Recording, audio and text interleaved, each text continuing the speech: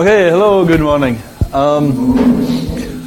So today and on Friday we'll look at Fodor's causal asymmetry theory, and then on Monday we'll sweep triumphantly on to Wittgenstein on following a rule, a different part of the forest. Today, what I really want to do today is just to set out what Fodor is doing here.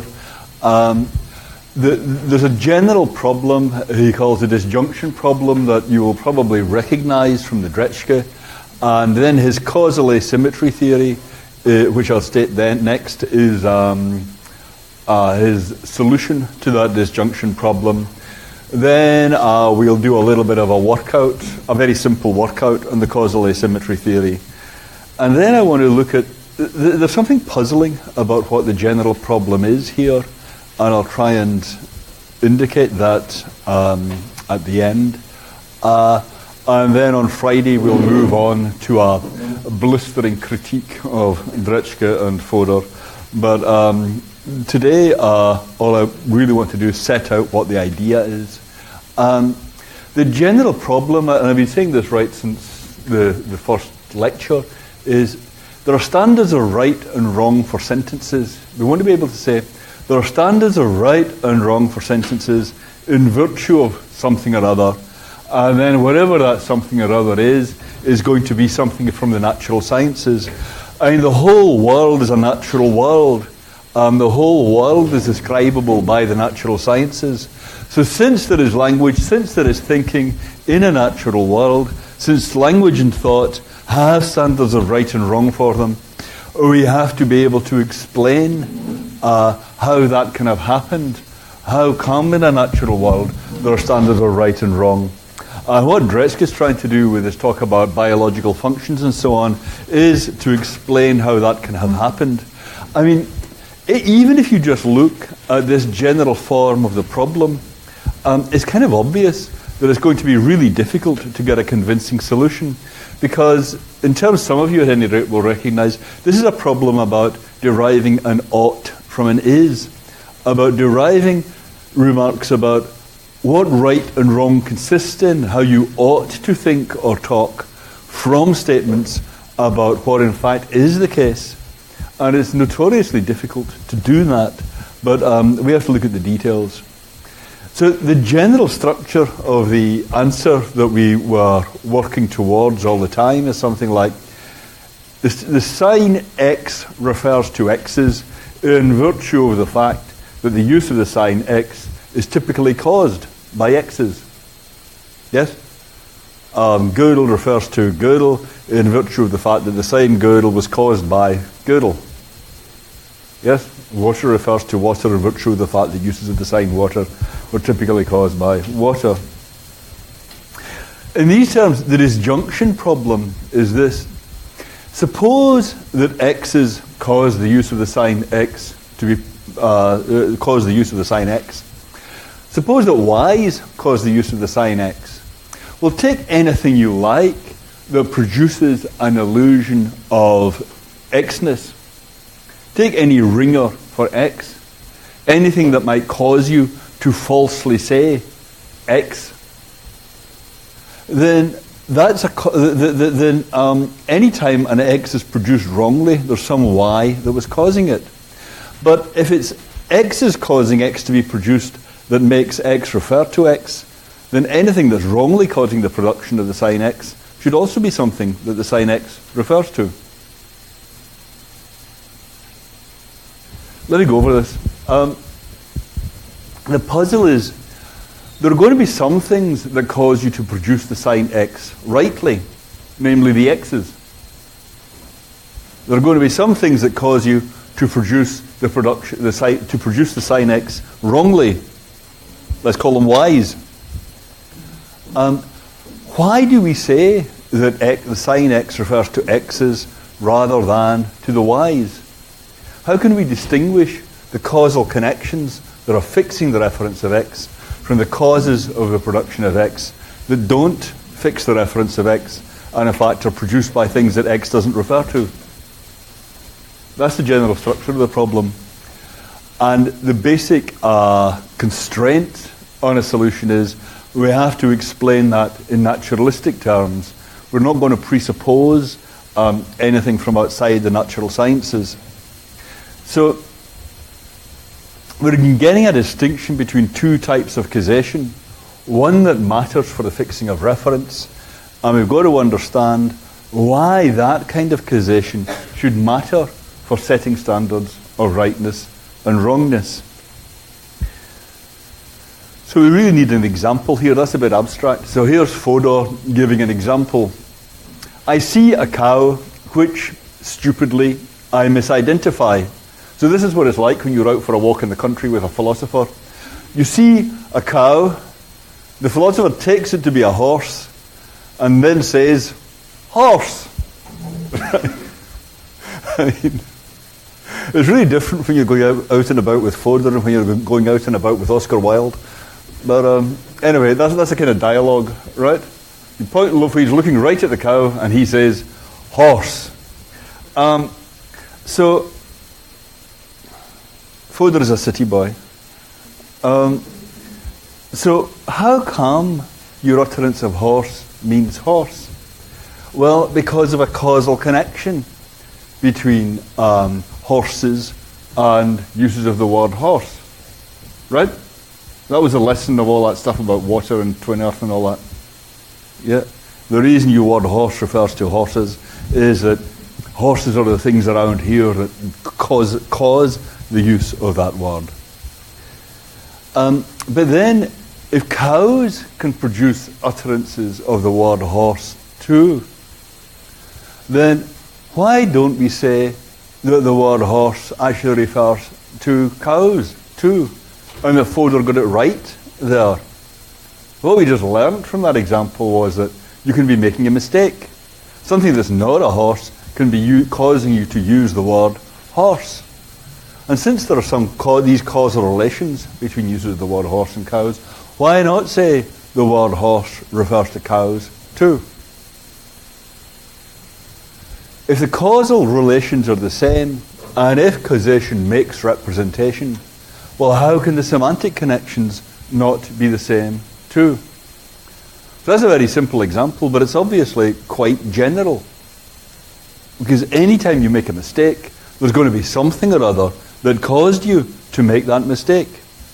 Why not say that causal connection means that you're referring to that thing? So just to put it abstractly, you've got two kinds of causal connection. From horses to the use of the word horse, and from cows to the use of the word horse. And we say the causal connection on the left means that the word horse is referring to horses. The causal connection on the right does not mean that the word horse is referring to cows. Why is that? They're both causal connections. What's so special about this one on the left? How come that one generates reference and the one on the right doesn't? That's the disjunction problem.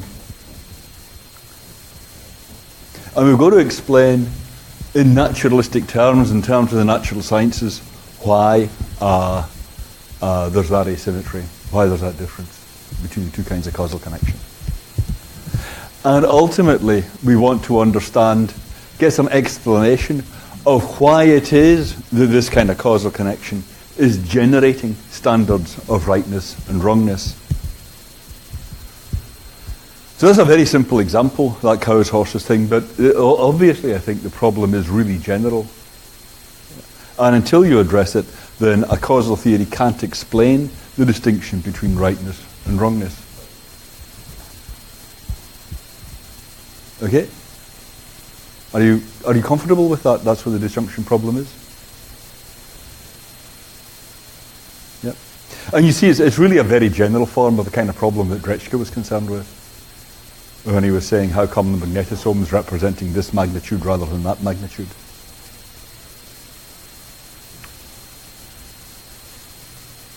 Okay, are we all on board? Yeah, okay.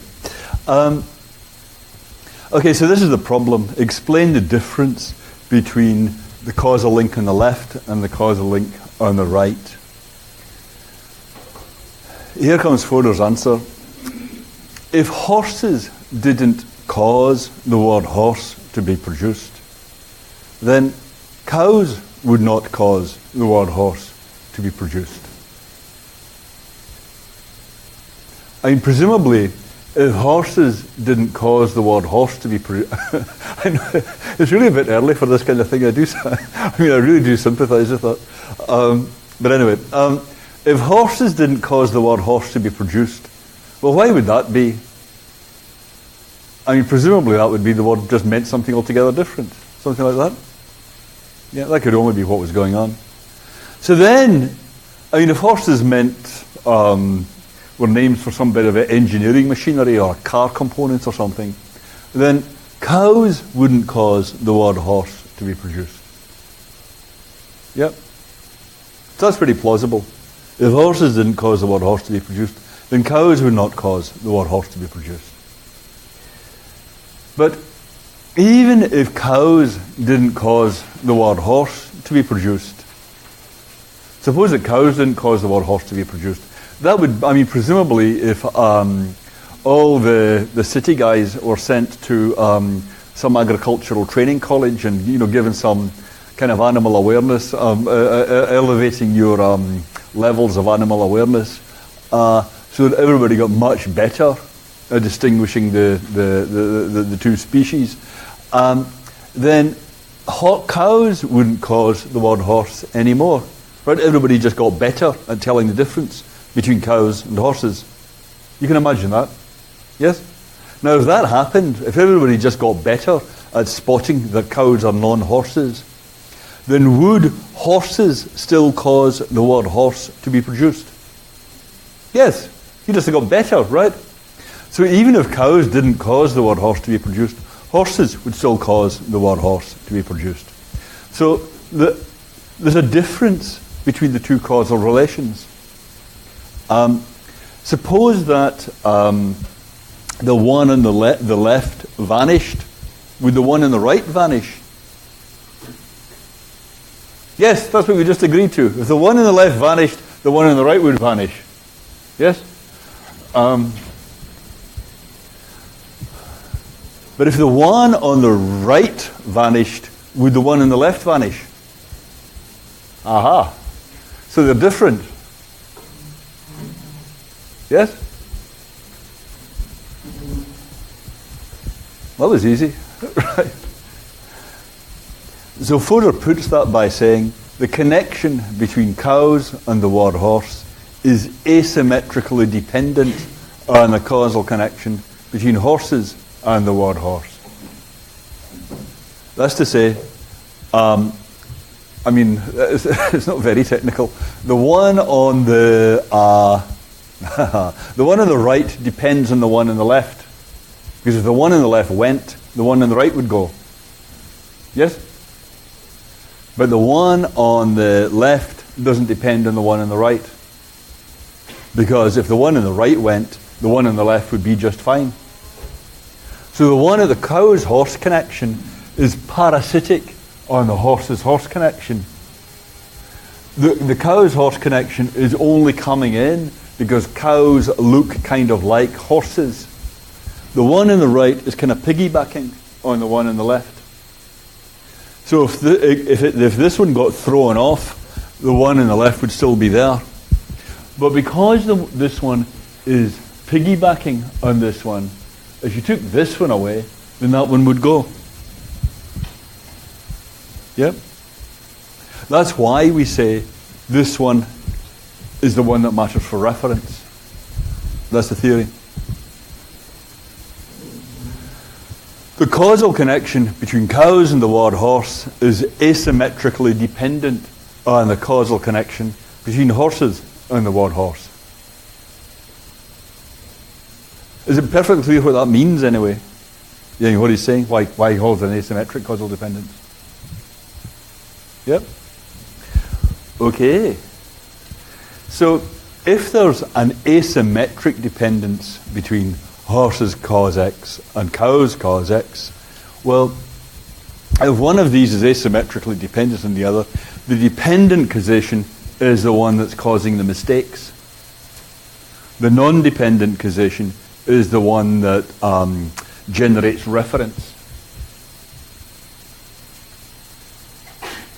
This is a little bit abstract, but it's very, very simple. So if everything's not perfectly clear, then stop me. Yeah? Sure, yeah. Right. If zebras caused the word horse, then okay, so suppose he did, right? So I mean, I wouldn't be surprised. I mean, you put a zebra in front of Fodor and he says horse, right? I mean, he's just not very good at that kind of thing. I mean, no disrespect, but yeah. Okay, so okay, but what of it?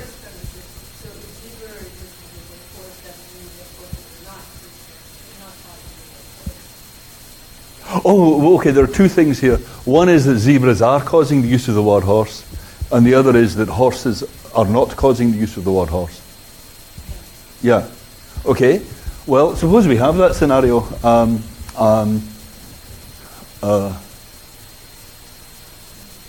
Okay, so suppose we have... so what we've got up here is zebras, right? Well, then, and suppose we have the asymmetric dependence like this, then the word horse would be referring to zebras. That's the theory.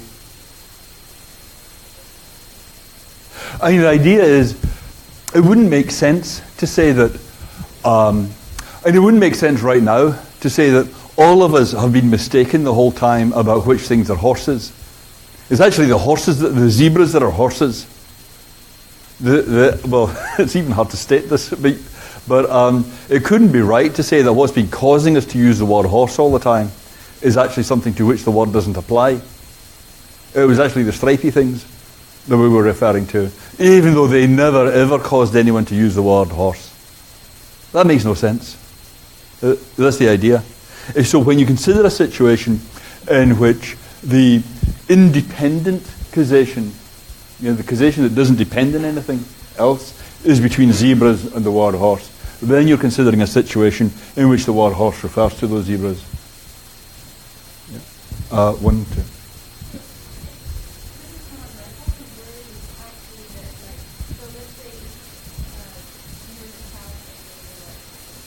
Zebras and cows look a little bit alike. Okay, sure.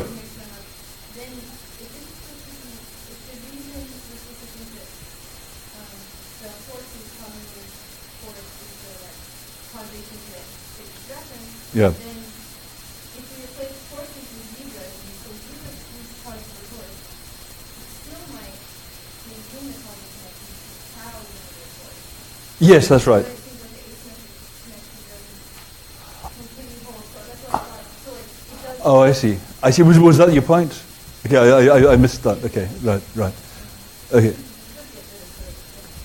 Right. So if you install, I see. Okay. Since cows look like, let's suppose, since cows look like horses and cows look like zebras, yeah, if the reason this causal connection went was that you'd put zebras in there, yeah, then you'd still have that.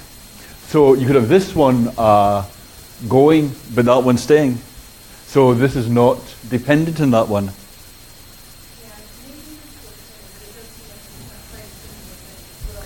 I mean, that's absolutely correct. And okay, I didn't get that in the first line. Okay, that's really important. The question is, when you consider, it's all right if I call that a counterfactual?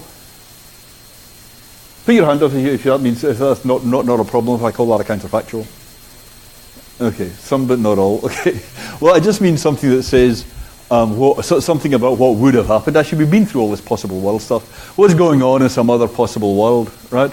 So we're talking about a possible world in which cows don't cause horse to be produced. Yeah, and we're talking about what goes on in that world. Yeah? And the question you guys are raising is, which world are we talking about? Yeah? And in general, there's always that issue with counterfactuals. I mean, I'm just thinking of these standard examples from the literature. If Bill comes, it'll be a great party. Yeah. If Bill comes and the carpet catches fire, it'll be a great party. Yeah, it doesn't. right, it's not always clear exactly which world you're talking about. That's what politicians really mean when they say, well, suppose Iraq had weapons of mass destruction. What then? You say, well, I'm not going to answer that because I don't really know exactly which possible world you're talking about is what they mean. Yeah. So when we're talking about cows not causing the word horse to be produced, I don't mean because you'd substituted zebras. It's like I don't mean and the carpet catches fire. Yeah. But then there really is a question: how are we going to specify which world exactly we have in mind? Yeah. I mean, the simplest. Okay.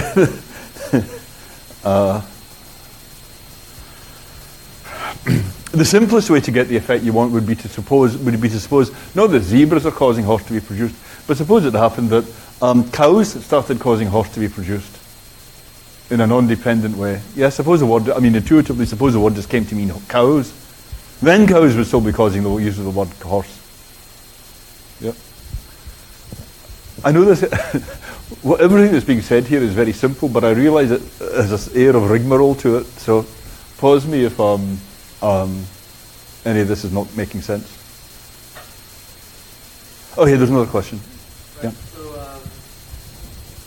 So how did horses cause us to call horses horses? How did horses cause us to call horses horses? It wasn't the horse that caused it. It wasn't the horse. No. Yeah, yeah. It's not as if there was some kind of formal introduction where we said to the horse, "We're humans. What are you?" Right, that's what you mean. It's not as if it kind of manipulated us into it. Yeah, that's right. That's another question about exactly what the kind of causation here is. It's not that they formally introduced themselves.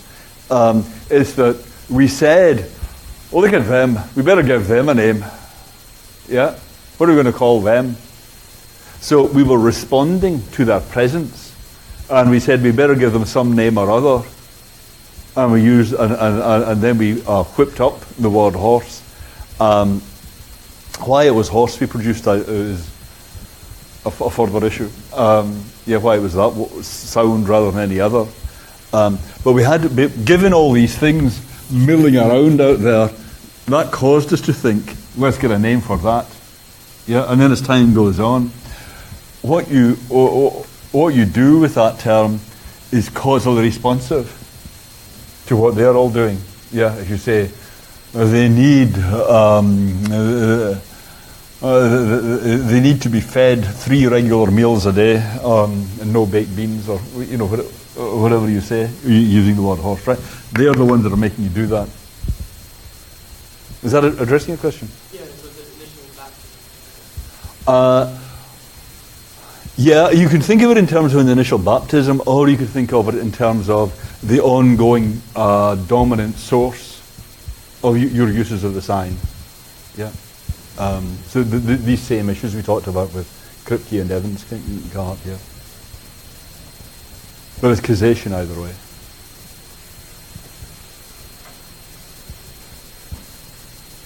Okay, so much for the causal asymmetry theory.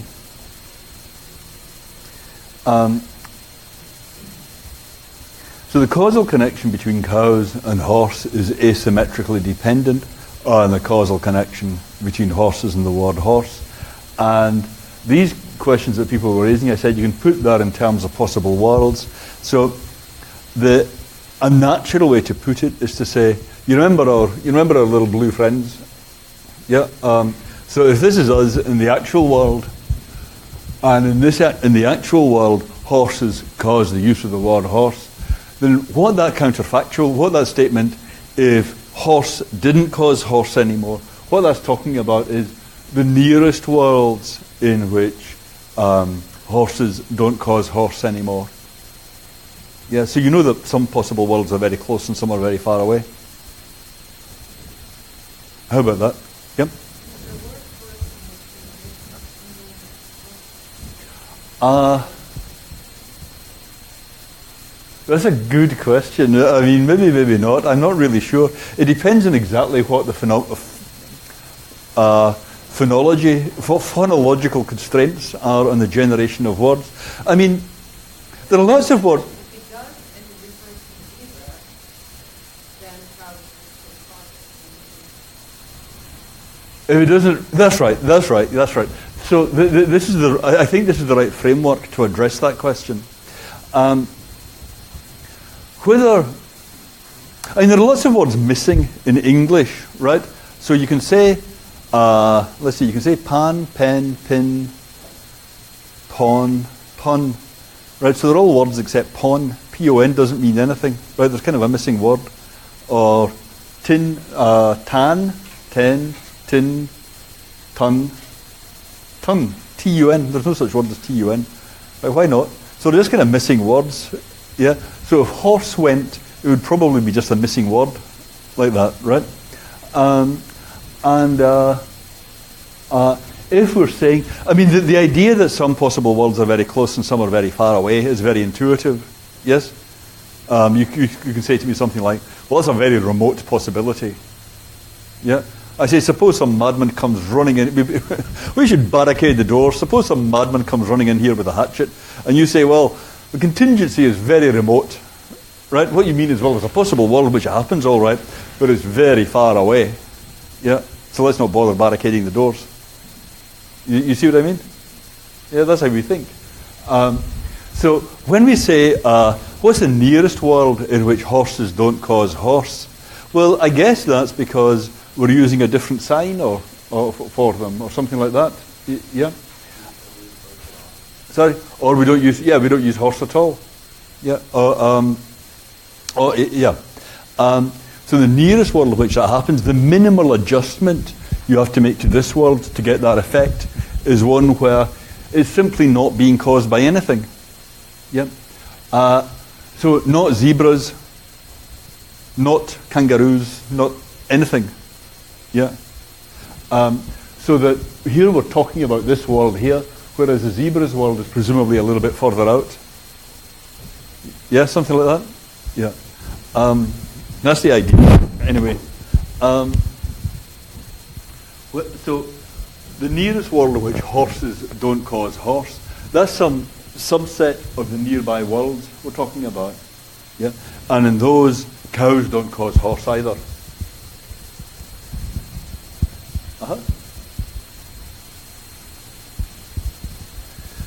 But the nearest worlds in which cows don't cause horse, they're the worlds in which we've all had our agriculture awareness heightened.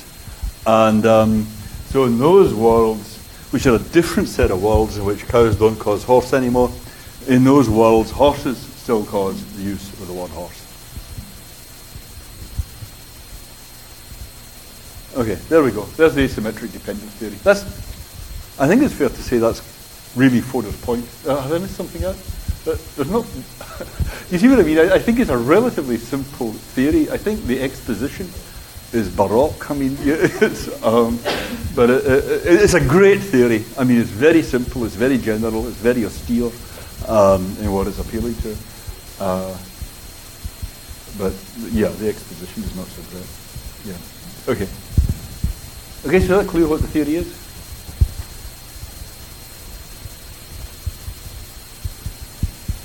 Okay, I just want to do a little bit of a workout on this. Suppose you've got a sign that really is disjunctive. Suppose you've got a sign that applies to both horses and cows. Right? Let's say D. So when Fodor points to a cow and says D, that's right. And when he points to a horse and says D, that's right too. Yeah? So cows cause D and horses cause D. So if horses didn't produce D anymore, would cows still produce D? No, because D would be meaning something different. Yeah? So there's no reason to think either of them would still be causing D. So if horses didn't produce D anymore, that could only be because D didn't mean the same thing. And in that case, presumably cows wouldn't produce D anymore either. Yep. So in that case, the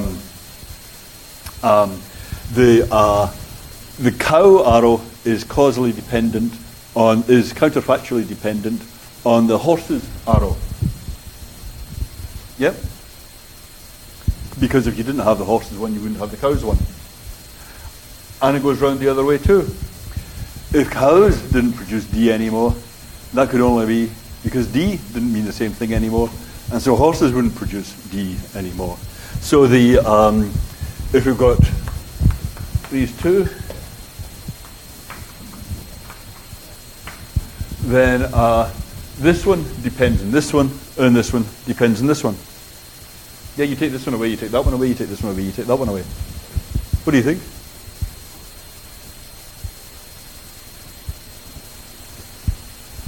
Yes? The two different situations. That's right, the two different situations where you're describing if cows didn't produce D anymore and if horses didn't produce D anymore. But they have the same upshot, namely that neither of them is going to be doing the causing. This is like a simple test of whether you're at home with let's talk about causal asymmetry, yeah?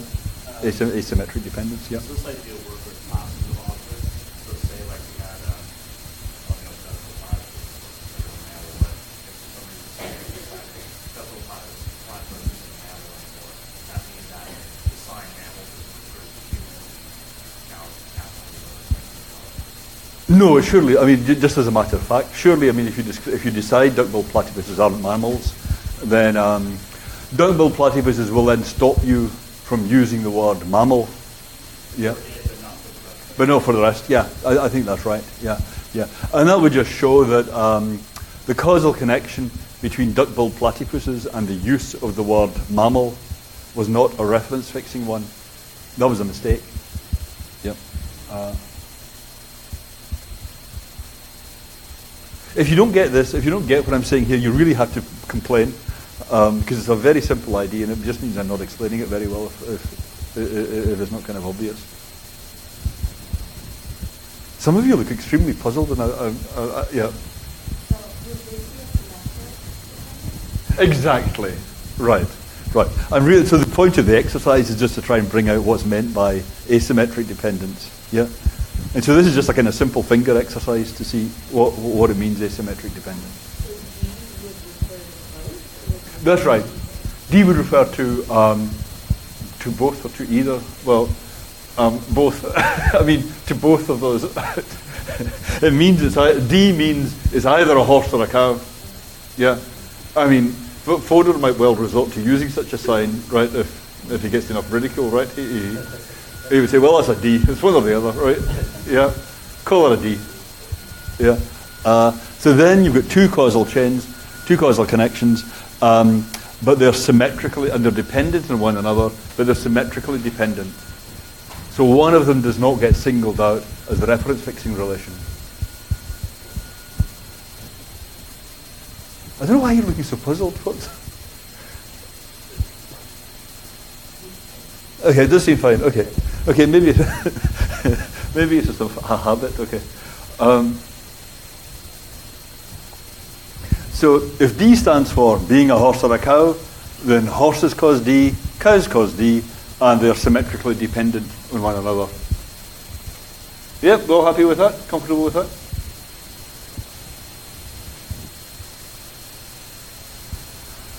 Okay, suppose D is ambiguous. Suppose that there are some uses of D in which it means horse, and some uses of D in which it means cow. Then you've got two causal connections. You've got a causal connection between horses and D, and a causal connection between cows and D. But if the causal connection between horses and D goes, will the causal connection between cows and D go?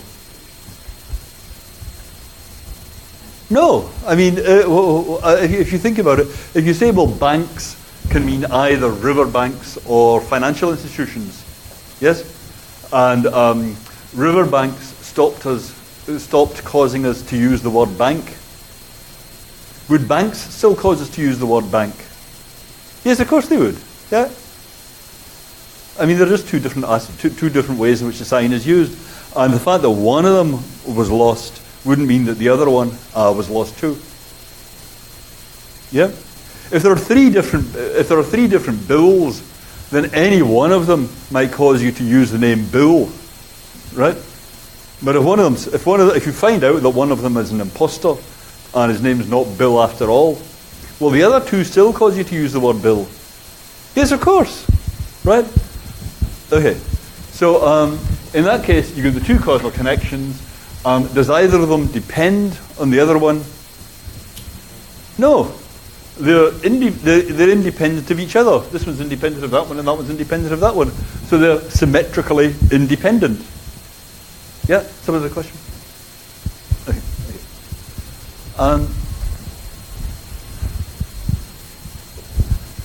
So if you have an asymmetric dependence, if you've got a sign X where horses cause X and cows cause X, but the dependence is not symmetric, well then, if it's not symmetric, you know that the meaning is not disjunctive. And if there is a dependence, you know that it's not ambiguous. So there's only one answer. It must be a term that only stands for one of these things, not for both of them. And it must be the one that the one that is independent and the other one is depending on. Yeah. Isn't that great? So there you are. That's causal asymmetry theory. If you get this, you get everything. If you don't get this, you should really put your hand up and say, "What? Please, what is going on?" Okay, can you put your hand up if you're comfortable with this? Okay, very good. Okay, not quite all, but just about. Okay. Okay, yes.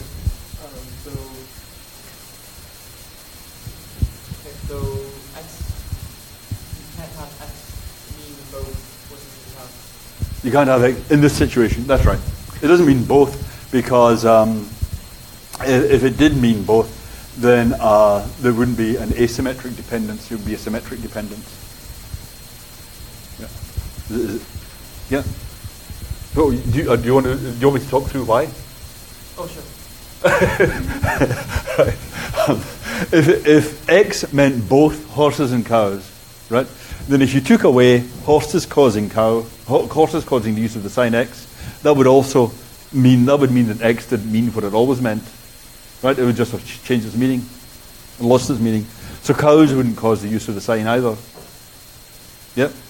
And if cows didn't cause the use of the sign anymore, that would be because the sign was now being used in a different meaning, if it was being used at all. So horses wouldn't cause its use either. So you'd have a symmetric dependence. Yeah. So you know it doesn't mean both.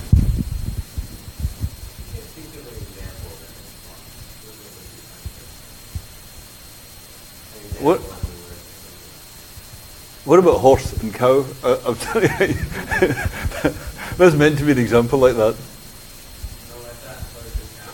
Oh, you mean a word that covers two different kinds of things? The disjunctive thing. Well, take horse. I mean, there must be someone in the class who knows about horses. There are two different kinds of horse, right? There are big horses and small horses, right? I mean, let's.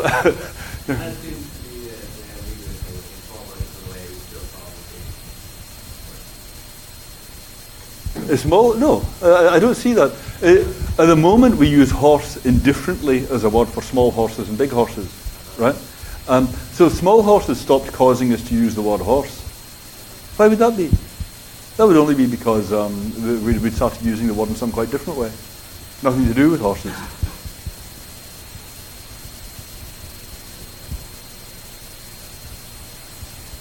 Yep. And what about this simplification when words get changed, when the word becomes more specific, that happens all the time? That could happen, yeah. When you start pressing this, right, I think you're getting back to the question, which possible worlds exactly? are we looking at? Yeah. So all I've said so far is the nearest ones. Yeah. But if you say, well, which one exactly is the nearest one?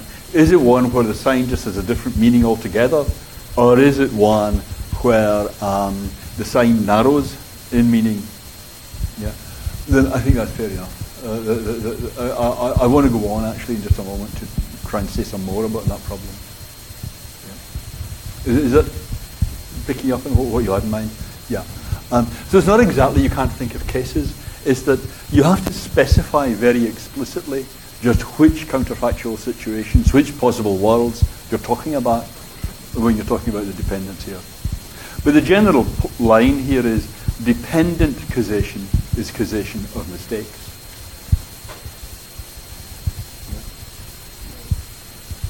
Yes.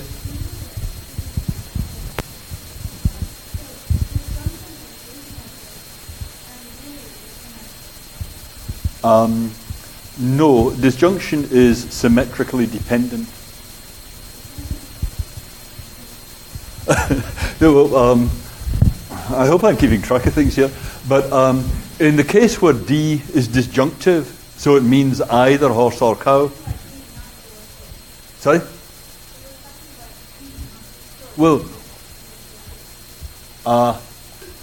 yes, we're saying if you've got a sign X, yeah, and X meets this, has this asymmetric dependence condition, yeah. What's not a question about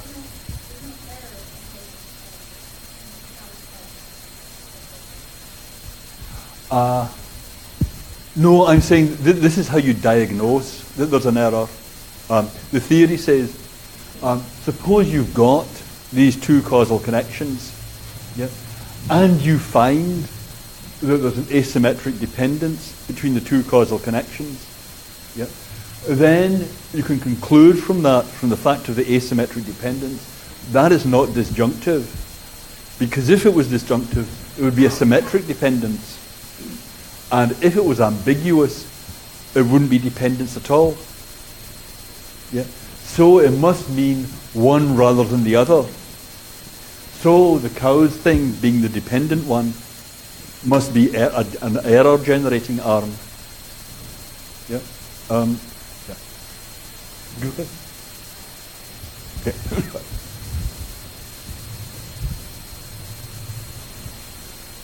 This is the whole thing. I think this is it's a beautiful theory. I mean, there is really something very intuitive about this. Yeah.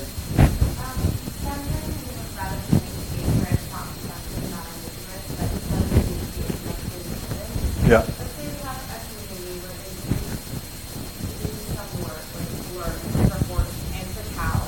Okay.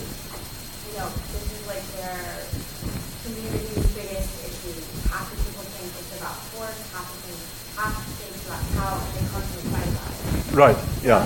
Some people use it for one thing, some people use it for the other, and they don't make reference. Right. So it's not standard and it's not ambiguous.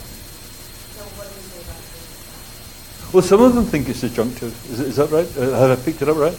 Well, what do they argue about? Some of them think it refers to horses and some of them think it refers to cows. Okay. It's going to have to be a pretty fancy case, this. I mean, the simplest case would be it's just ambiguous, right? Like I'm not managing to think of an example off the top of my head, but there are cases in British English where a word means something different to what it means in American English. Yeah. But it would not be intelligent to come to blows or have a big row about this. You see what I mean? What you need is a case like, what you need is a term like democracy or something like that, where you're talking to some political leader in Iran and they're saying, look, by democracy I mean this. And you're saying, that's not a democracy, this is what I mean by a democracy. Yeah, this is what a democracy is. And that can be a real row. Yeah, that can be a real argument. Actually you could have a row between a Democrat and a Republican about what you mean by a democracy. You know, what the defining feature, what it takes to be a democracy. But in those cases, there's more fixing the meaning than just the causal connection. Yeah, a notion like democracy is very complex, and there's a lot going on with that. It's not like Fodor going into a field and saying horse. You know, it's not that you just land in a foreign country and you say democracy. You see what I mean? These are much more complex terms. So I think the kind of situation you're describing does arise with more complex terms, but it doesn't really. It's hard to see how it could really come up at these more basic uses of language. Yep.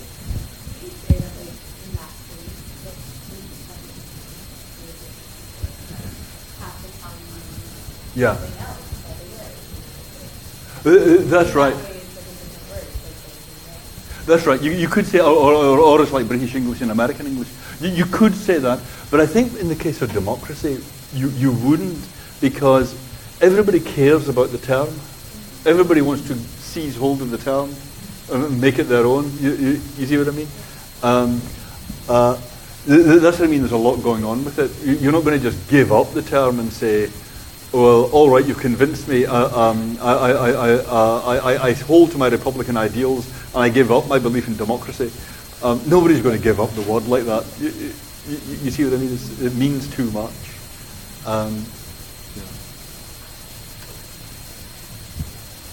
Okay. I've been going to proceed to blistering critique, but I don't know. We just have 3 minutes to go. So what about that as the general point? That's what Fodor's theory is. Dependent causation is causation of mistakes. Asymmetrically dependent causation is causation of mistakes. So far we look at the theory stated, and we'll go on to critique next time. But any last questions on just what the theory is? Plain as day? Completely comfortable with that? Yep.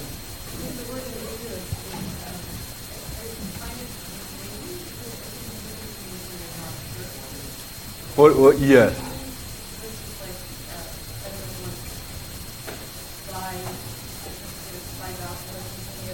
Bivalent, yeah. Yeah. I do know what you mean. Look. Yeah. Yeah. Right. I was making fun of Fodor with that simple example of horses and cow, but there's a really serious point here that the example is a simplification, and when there aren't many uses of language that are really that simple, and it is true. I think that bank is a very special case because you've got two meanings that are just seem so similar. I mean, just seem so clearly distinct. I once read on the back of a potato chip packet that the most ambiguous word in the English language is set, S-E-T, set. And so I went and looked it up, and there were something like 57 definitions, entries for set. But if I ask myself, are they clearly distinct meanings? You should try this. Try this with your favorite dictionary. Look up the meanings and ask, are they really 56 distinct meanings? Ambiguity in ordinary language is really a much more complex phenomenon than having clearly one meaning or clearly another. Yeah. These things are intuitively, these things seem to shade off into one another in a way that's very distressing for the theorist of meaning.